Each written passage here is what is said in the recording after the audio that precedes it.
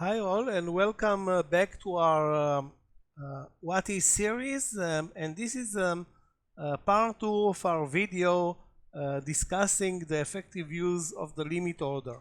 In our previous video we discussed the use of the limit buy order, and if you remember, limit buy must be an order to execute correctly below the current market price. Now if I want to sell, meaning enter a short position, assuming I don't have an open position in TSLL, which is the ETF for Tesla, and I want to sell once the price reaches $15. Enter a short position in TSLL only at a price of $15 or above. In this case, of course, it's going to be 15.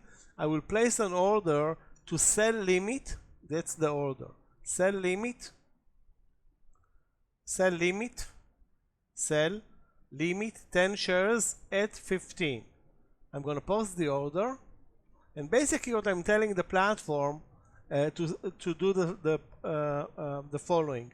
Only if the price reaches 15 or above, in case of a gap up, which will be nice, sell or enter a short position at 15 or above. So once the price is below 15, nothing happens. I will enter the position short only if the price is above 15, meaning I'm selling way above the current market price, which I guess is a great deal or bargain according to my decision. Keep in mind, if I want to enter a short position with a limit order, I can do it above the current market price. If I'm going to post a limit order at 1440, meaning I will tell this is 1440, guys, here at this level. This is below the current market price, as you can see, which is now 1447. So it's a meaningless order. During market hours, it's going to execute immediately. So there is no reason to use a limit order if I'm using it to enter a short position below the current market price. Now, another use of the limit order is when I am in a short position, okay, and in this case I am already short and I want to sell at a profit. So I'm already short. I started the position at 15, okay, and I want to sell at the profit at 14. Okay, in this case, what I'm doing is I'm telling the market, being that I'm short, I need to cover, meaning buy. I'm telling hold on a second, let me get rid of the additive. Okay, so I'm telling the platform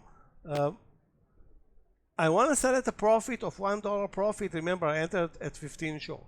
I want to sell at 14, but selling at 14 is basically covering or buying on a short position. So in this case, I'm going to tell the platform, okay, buy me half of my position or the whole position with a limit order at 14. So only when the price is going to come down, in this case, you can see this move from 15 down to 14.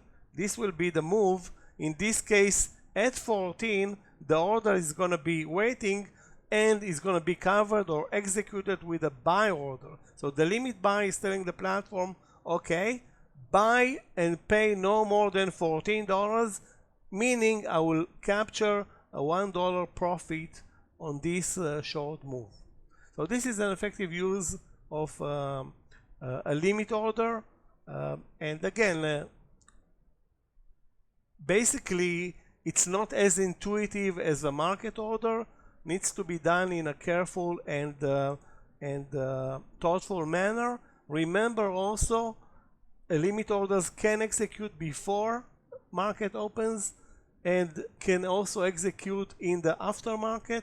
You need to check the hours with your relevant broker. Okay, that's all for now. For any questions, please email us at the Charts Maverick at gmail.com. Thanks a lot and see you in our next video.